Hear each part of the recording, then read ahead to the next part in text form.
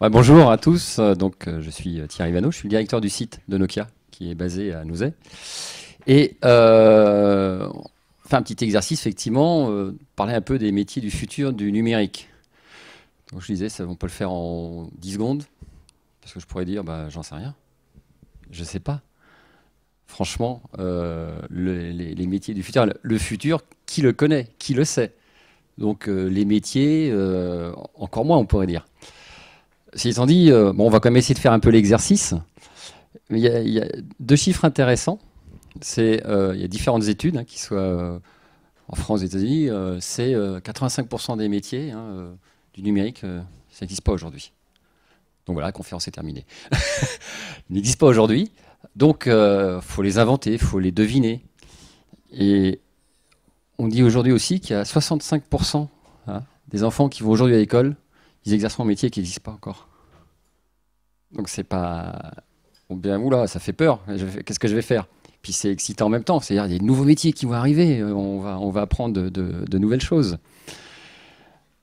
Donc on va essayer quand même de répondre à la question, ou toutes les questions. Mais ce qui est intéressant, pour ça, c'est de voir ce qui s'est passé un petit peu avant, dans les quelques dizaines d'années ou siècles passés. Parce qu'en fait, c'était exactement la même chose.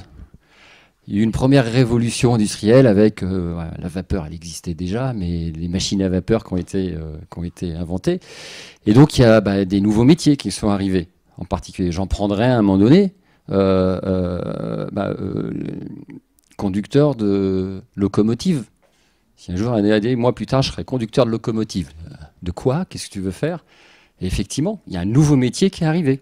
Parce que tout d'un coup, on a découvert qu'avec la vapeur, on pouvait inventer des machines mécanisées. Et donc, par exemple, un train qui allait rouler tout seul, presque. Parce qu'avant, les premiers trains étaient tirés par des chevaux, à un moment donné, avec les différents wagons. Donc, voilà un premier exemple qui montre qu'il y a un métier qui n'existait pas et personne ne pouvait se poser la question de plus tard, moi, je serai conducteur de train. Et puis, ça continue et des métiers aussi évoluent. Il y a peut-être on va toujours retrouver certains métiers, mais ils vont évoluer, ils vont se transformer. Une deuxième révolution industrielle à un moment donné, production de masse, parce que on a découvert la fameuse fée électricité. Là, c'est la même chose, c'est-à-dire que il y a une invention qui est arrivée, ou plusieurs, parce que il y a aussi le pétrole qui a apporté beaucoup de choses. Donc là, effectivement, ça a permis de produire en masse à un moment donné parce qu'on a modernisé ou créé, inventé des usines et autres. Mais je prendrais un autre métier facile, électricité, électricien. Pareil, est-ce qu'un jour, quelqu'un a dit 5, 10, 15 ans avant qu'on découvre ce qu'on pouvait faire à l'électricité, moi plus tard, je serai électricien? Idem. C'était inconnu. Et maintenant, il y a énormément de métiers qui sont liés à, par exemple, si je prends juste l'électricité, qui sont liés à l'électricité. De l'électricien, celui qui pose des compteurs, ceux qui conçoivent des centrales électriques, etc., etc. Un peu plus proche de nous, quoique c'est toujours au dernier millénaire, l'électronique, l'informatique qui est arrivée et qui a permis effectivement de plus automatiser, par exemple, des entreprises, des usines, de voir arriver les PC, de voir arriver ces petites bêtes, hein, des petits PC aussi finalement, parce que c'est l'électronique, c'est de l'informatique, c'est du logiciel. Et idem, est-ce qu'un jour, quelqu'un, 5, 10, 15 ans avant, a dit « moi je serai informaticien ». Quoi? Informaticien? C'est quoi ce métier qui n'existe pas? Et il a existé, il s'est transformé, et donc un nouveau métier est arrivé. Et avec aussi plein d'autres métiers autour, réparer les PC, etc. Et puis là, en ce moment, il y a un peu la même chose. On parle d'une 4e révolution industrielle qui arrive. Concernant l'Internet des objets. Il y a des objets qui vont communiquer entre eux, qui vont nous parler. Je dirais, ça, c'en est déjà un objet qui communique. L'intelligence artificielle arrive. Le cloud, c'est-à-dire les données qui sont dans des fermes de serveurs, des PC qui sont par ailleurs. Et bien là, de la même manière, quand on reprend les 3 autres, on va dire, mais qu'est-ce qu'on va faire comme métier? Et là, moi, je ne sais pas encore. Mais on se dit, il va sûrement se passer la même chose qui s'est passé avant entre la vapeur qui arrivait, l'électricité, l'électronique informatique. Il y a plein de nouveaux métiers qui vont arriver. Alors, il y en a déjà quelques-uns qui existent aujourd'hui et qui sont liés un peu à ce qui est arrivé dans l'informatique, ce qui arrive dans le numérique. Alors, développeurs logiciels, il y avait les informaticiens, on les appelait de cette manière, mais le logiciel, maintenant, on le retrouve partout. On retrouve un peu d'informatique, mais toujours ici. Bon, j'ai pas ma montre connectée aujourd'hui, non pas qu'elle fonctionne pas, mais c'est le bracelet qui s'est cassé, comme quoi. Il y a aussi des efforts à faire sur d'autres technologies. Donc, développeur logiciel, et on pense qu'il va y avoir de plus en plus... Enfin, ce métier explose en ce moment, puisqu'on en met partout, je dirais, dans une voiture, dans une montre, évidemment dans les ordinateurs, peut-être dans le grille-pain à un moment donné, etc. Donc, il y a du développement logiciel qui existe partout. Mais quand on développe du logiciel, il y a certains usages derrière où on a besoin d'applications pour comprendre effectivement comment utiliser tout le code barbare qui se trouve derrière. Et donc, il y a des métiers qui sont arrivés et qui existent aujourd'hui, c'est le développeur d'applications, qui est effectivement un métier qui n'existait pas il y a encore quelques années et qui se développe justement de plus en plus. Et même dans les applications, on voit arriver de plus en plus. Alors, avec le web designer, savoir designer des sites web, on commence presque à dire que c'est has-been, que ça évolue tellement. Maintenant, il y a ce qu'on appelle les designers d'expérience.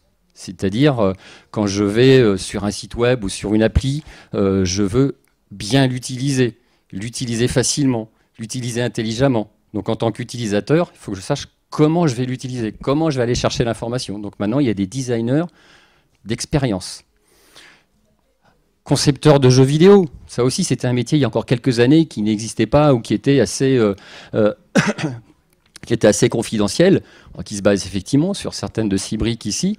On retrouve des métiers qui existaient déjà. Walt Disney a créé toute l'industrie du dessin animé pour écrire des histoires, des scripts. On les retrouve toujours ici, hein, les scripts, les histoires, etc. Mais avec toute cette composante informatique, logicielle, numérique. Donc voilà, là il y a trois métiers qui existent déjà aujourd'hui, mais il y a encore peu de temps, ils n'étaient pas peut-être aussi développés les uns les autres, qui vont continuer à exister certainement, mais avec ce qui est en train d'arriver en termes de révolution numérique, vont certainement évoluer, se transformer et créer d'autres métiers. Alors, un petit mot justement sur nous, Nokia, ce qu'on voit en termes de technologie et peut-être les métiers qui peuvent arriver derrière. On est en train de développer en ce moment la technologie 5G, qui est la 5e génération de téléphonie mobile. Il y a la 2G, 3G, 4G, donc maintenant la 5G. Aujourd'hui, on utilise beaucoup la 5G avec nos smartphones. Comme il y a eu la vapeur, l'électricité, là, on est en train de dire, voilà, il y a une technologie qui arrive qui va permettre des débits gigantesques.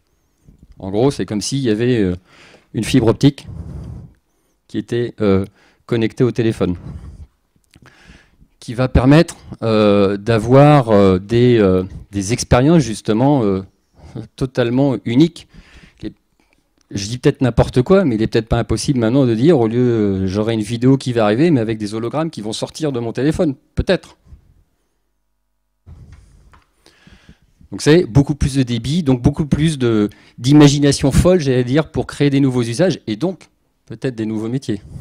Il y aura peut-être concepteur d'hologrammes ou je ne sais quoi, mobile. Ce qui est intéressant avec la 5G, c'est qu'on va pouvoir connecter, non pas des centaines, non pas des milliers, non pas des millions, mais des milliards, voire des dizaines de milliards d'objets.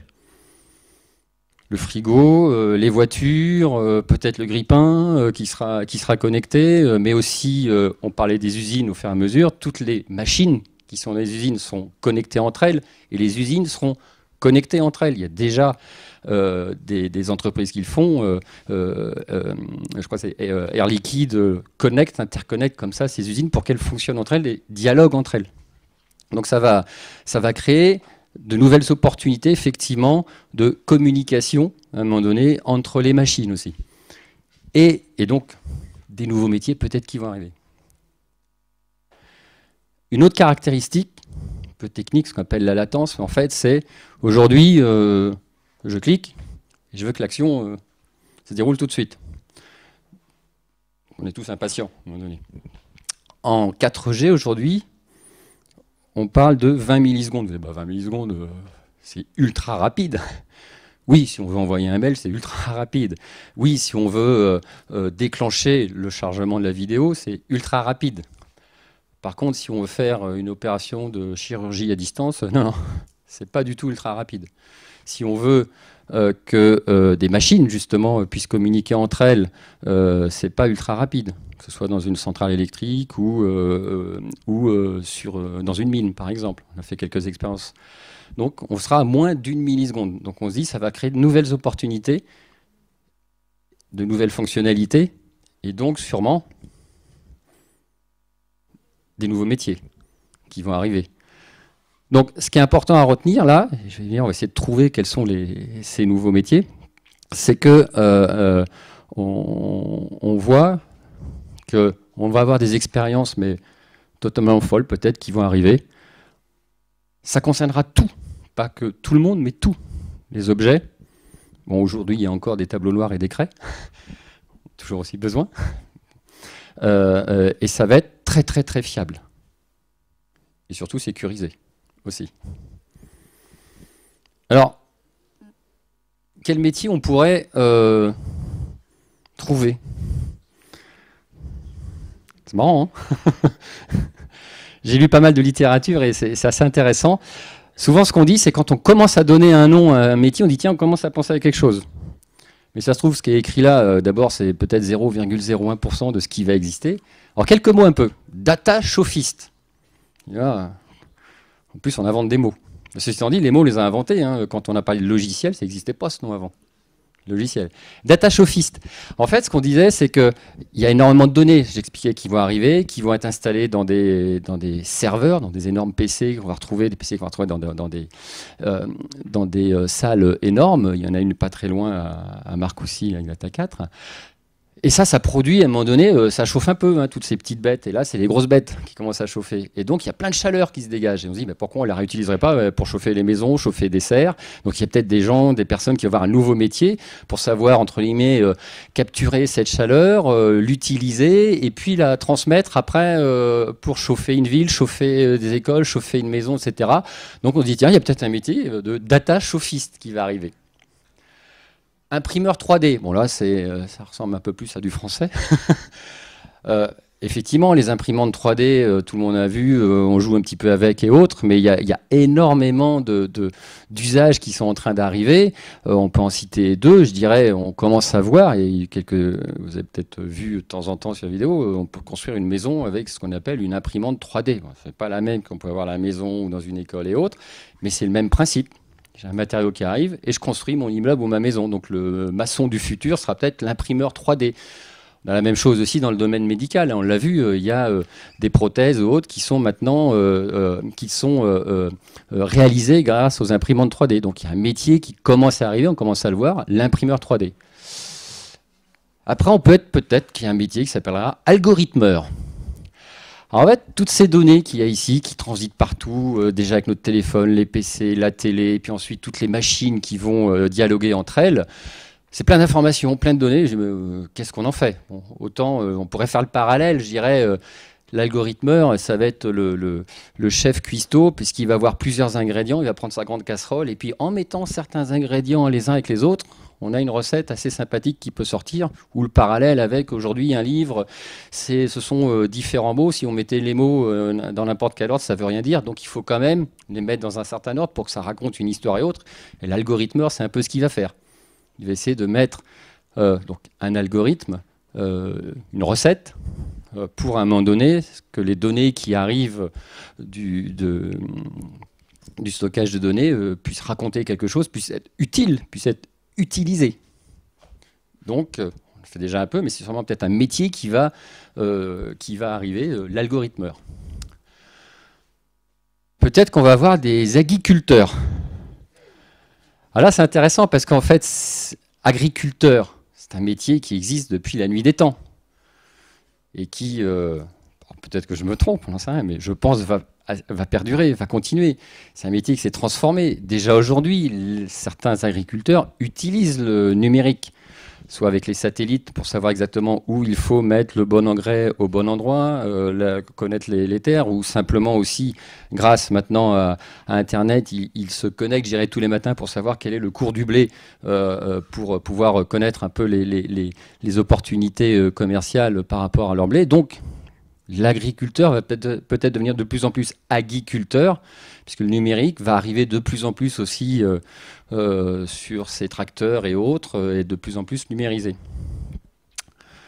Un autre métier qui peut être envisagé, c'est l'éleveur de robots. Alors en fait, il y a de plus en plus de robots qu'on voit arriver. Je dirais, ça va au Japon, du chien domestique, maintenant qui est un robot, à effectivement peut-être des aides à la personne, et puis des robots plus traditionnels, entre guillemets, qu'on retrouve dans des usines, mais sauf qu'un robot, il n'est pas intelligent. Hein. Pas du tout intelligent. Par contre, il faut l'entraîner. Il faut lui apprendre. Donc, il faut l'élever. Donc, peut-être qu'il y a des métiers qui vont arriver. On appellera ça un éleveur de robots. Alors, il y a peut-être aussi le téléchirurgien. C'est-à-dire que grâce justement à ce que j'expliquais, par exemple, avec la 5G, aujourd'hui, ce serait de dire, à un moment donné, un chirurgien va pouvoir opérer à distance, en temps réel. Et donc, avec ce que j'ai expliqué, la latence, c'est-à-dire quand il fait une action, il faut que ça se fasse tout de suite.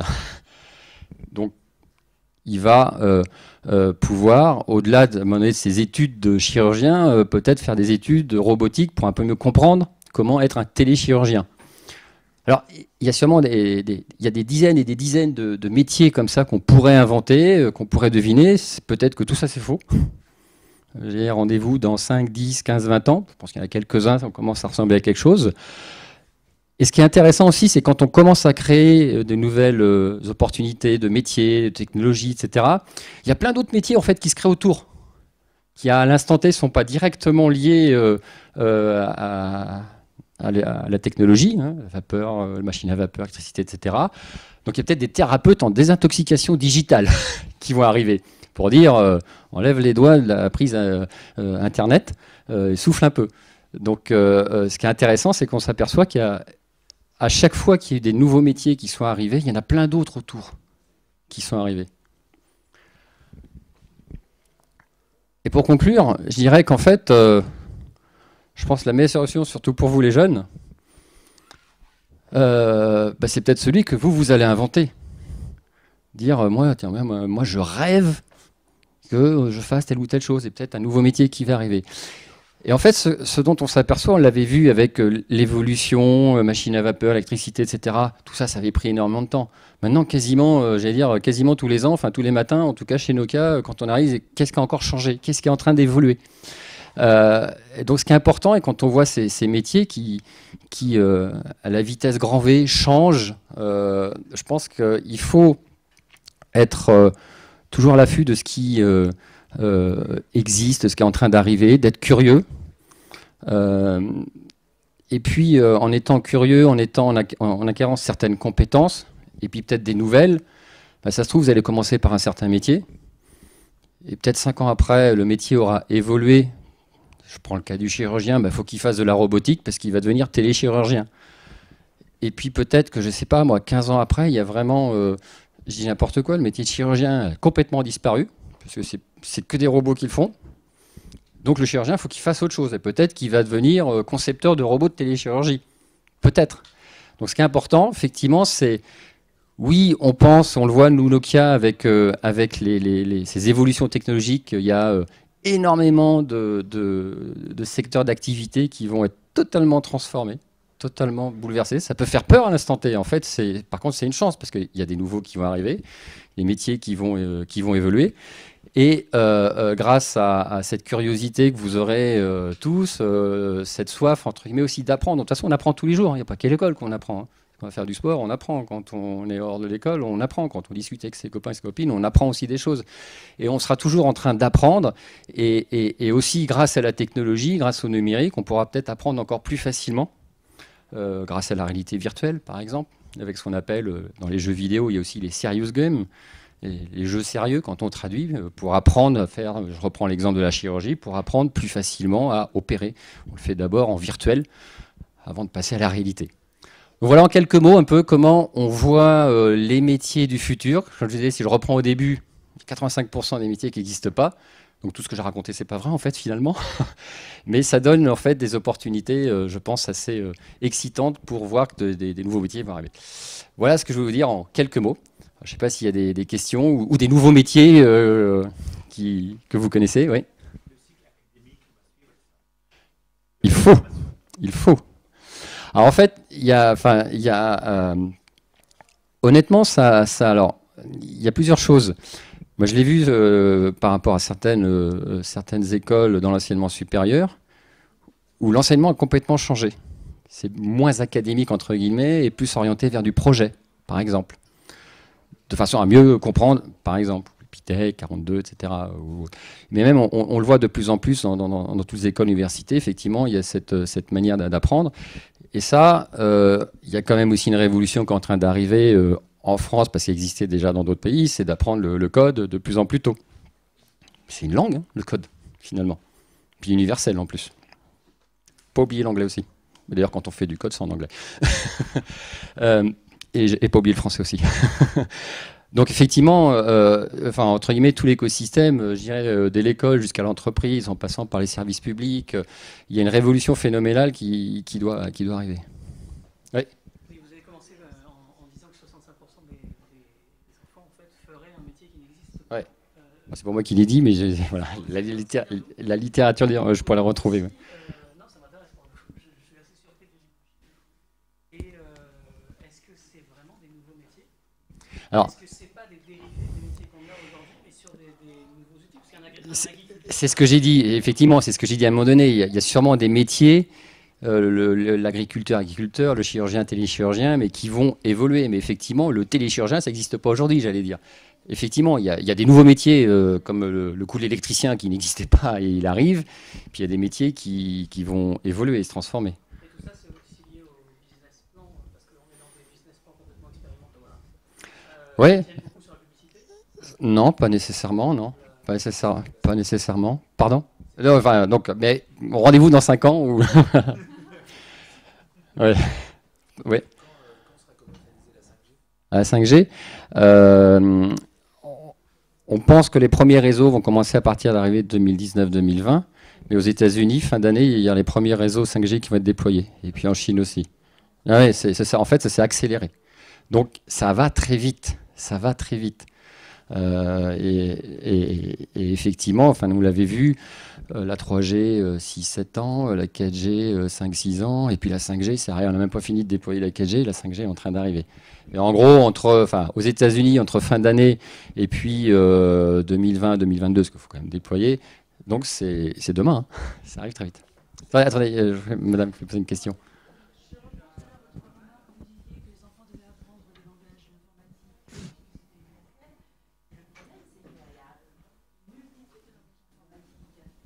Il y a des bases.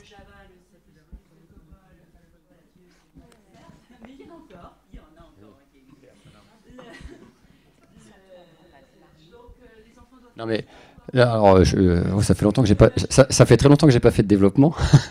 Mais non, mais ce que je veux dire, c'est comme tout. Enfin, il y a des bases à apprendre. Et je suis d'accord avec vous. Et puis ça se trouve, dans 5 ans, il y aura un nouveau système de code qui va arriver qu'on ne connaît pas. Bon, enfin, non, mais je veux dire quand on ouais, mais enfin, déjà, le puis c'est tout, aujourd'hui, on n'en fait pas. Mais aujourd'hui, on n'en fait pas.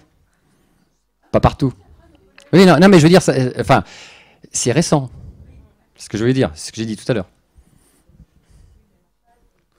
Ouais. C'est pas les jeunes qui posent des questions, là.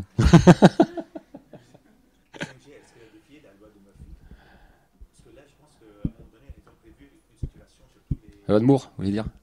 Ouais, la loi de Murphy peut-être aussi, mais... Ben, on commence à se dire que la loi de Moore devient peut-être un peu dépassée.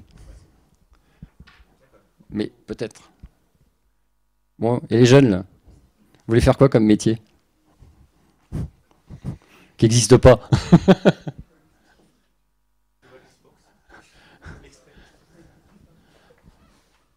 Non, pas de métier en vue. Agriculteur, data sophiste.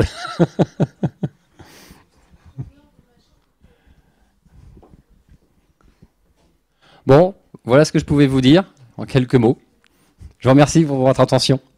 Bon après-midi.